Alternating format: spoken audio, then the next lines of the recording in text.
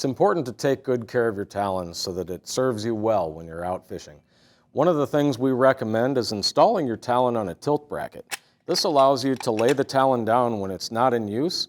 That allows you to go underneath low obstacles like your garage door, or perhaps you're going underneath culverts, etc. The other thing it allows you to do is to lay the Talon down so that you can extend it out and rinse the Talon out with fresh water from time to time. That'll go a long ways to extending the life of your Talon. So for example, let's say we were on a tilt bracket and we went to extend it out now so that we could rinse it out. We'll extend the Talon out, and let's take a look at the areas that you want to focus on when you're rinsing it out. Once you've got your Talon extended and you're ready to clean it out, some of the areas you want to focus on are these tracks here.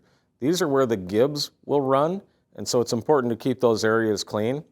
And then as you move up past the second stage, on the third stage, you've got another track that's the same scenario. That area is running inside the gibs, inside the main extrusion. So give this whole area a good rinse down periodically, and then as the Talon is extended somewhat, shoot the water up into the cavity of the main extrusion as well, so that when you stand it back up, a lot of it, debris and things, will flush itself out as well.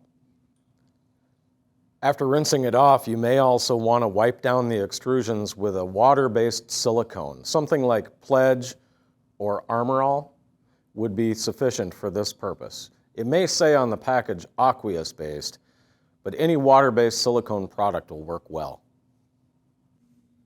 Clean power is always critically important to any Minn Kota product. For Talon as well, you want to make sure that your connections are tight. As you can see here, this one is not.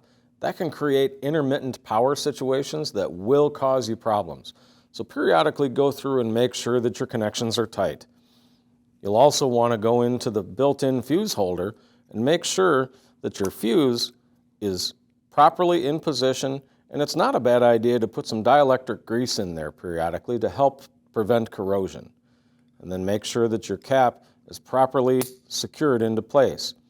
We always recommend when you install these in the battery compartment to attach this part of the fuse holder to a vertical wall that'll be up and away from moisture.